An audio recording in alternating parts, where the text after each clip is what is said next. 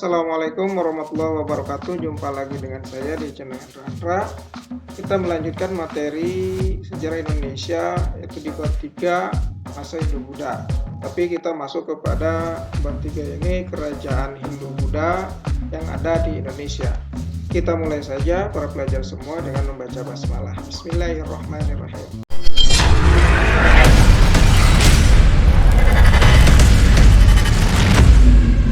Para pelajar semua, kita masuk ke materi kerajaan Hindu-Buddha, yaitu berapa kerajaan yang akan dibahas pada kesempatan ini. Kita lihat saja. Di bab 3 Indonesia masa Hindu-Buddha, yaitu materinya tentang kerajaan-kerajaan.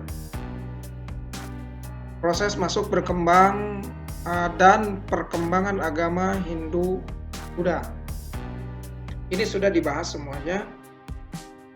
Masuk di poin kedua atau B, kerajaan Hindu-Buddha. Kerajaan Hindu-Buddha sebagian di video sebelumnya sudah disampaikan.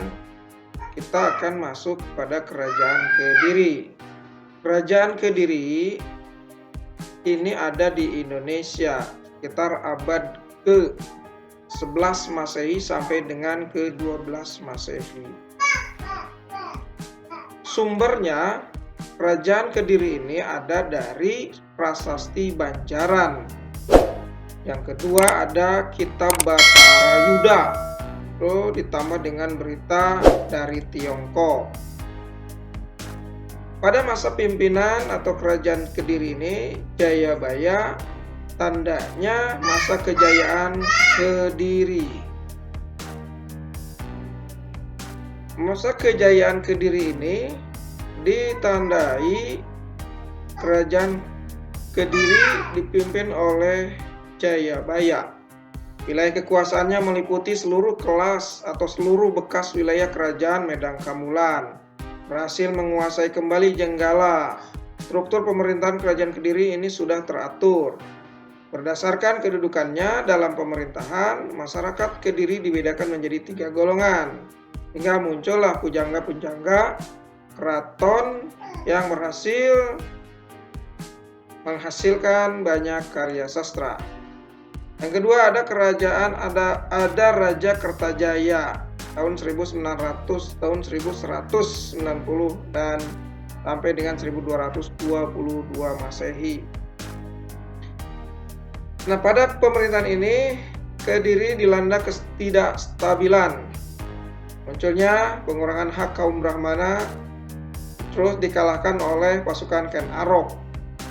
Ditambah juga berakhirnya kekuasaan kerajaan Kediri ini ditandai terbunuhnya terbunuhnya oleh pasukan Ken Arok, Kertajaya.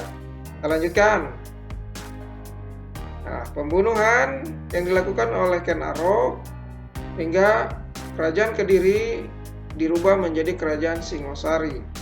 Ken Arok berhasil mendirikan kerajaan Singosari.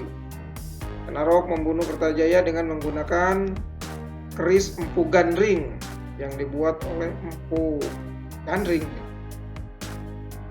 Kalau nggak salah ceritanya bahwa ketika Ken Arok ingin membuat keris Empu Gandring, kerisnya belum selesai tapi Ken Arok ingin menggunakannya. Hanya kata Empu Gandring, kalau ini digunakan akan memakan korban turun-temurun dan terus-menerus. Nah, ternyata terbukti.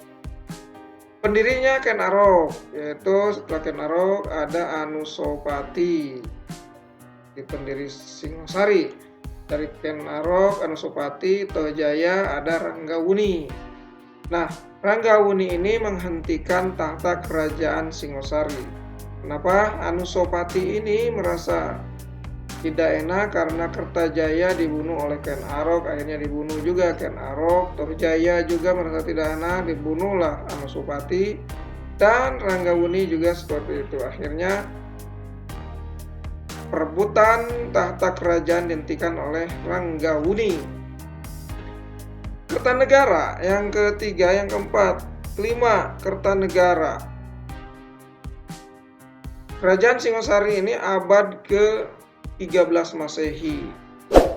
Nah, Kertanegara menandai puncak kejayaan sekaligus keruntuhan Kerajaan Singosari.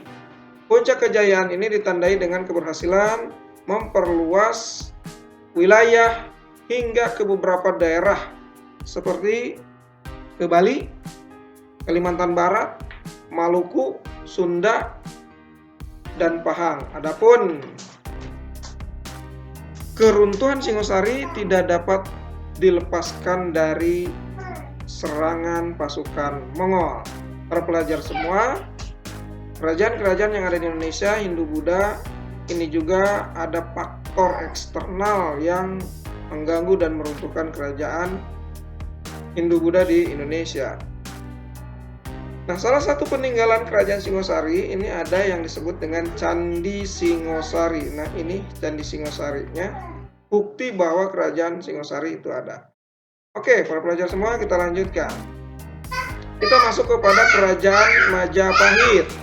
Kerajaan Majapahit ini ada abad ke-13 sampai dengan abad ke-15 Masehi. Kerajaan Majapahit mengakui agama Hindu dan Buddha sebagai agama resmi kerajaan. Para pelajar semua, meskipun demikian, pemerintahan Majapahit tetap menunjukkan sikap toleransi dalam beragama dengan perbedaan agama lain. Bahkan pada masa akhir pemerintahan ini, Majapahit Hayam Wuruk, agama Islam sudah mulai berkembang di kerajaan Majapahit. Perkembangan seni budaya mendapat perhatian dari pemerintah kerajaan Majapahit. Salah satu aspek budaya yang berkembang pesat adalah kesastraan. Nah, karya sastra yang berkembang di kerajaan Majapahit antara lain yaitu Kitab Negara Kertagama, Sutasoma, Arjuna Wijaya, Panji Wirakrama, ditambah dengan Usana Jawa, Pararaton, Rangga Lawe, Sorandakan, dan Sundayana. Para pelajar semua, para sobat semua, ini kerajaan Majapahit yang ada di Indonesia, kerajaan Hindu-Buddha. Ada beberapa bukti peninggalannya, yaitu candi peninggalan dari Majapahit. Banyak juga candi-candi peninggalan Majapahit ini menunjukkan seni bangunan di kerajaan Majapahit juga mengalami perkembangan sangat pesat. Nah, para pelajar semua, jangan lupa nih sebelum selesai, like, komen, subscribe-nya, dan juga klik loncengnya. Mudah-mudahan video ini berkembang atau channel ini berkembang dan mendapatkan video terbaru dari channel Hendra. Terima kasih. Kita lanjutkan lagi di video berikutnya, pembelajaran sejarah Indonesia. Sekian, assalamualaikum warahmatullahi wabarakatuh.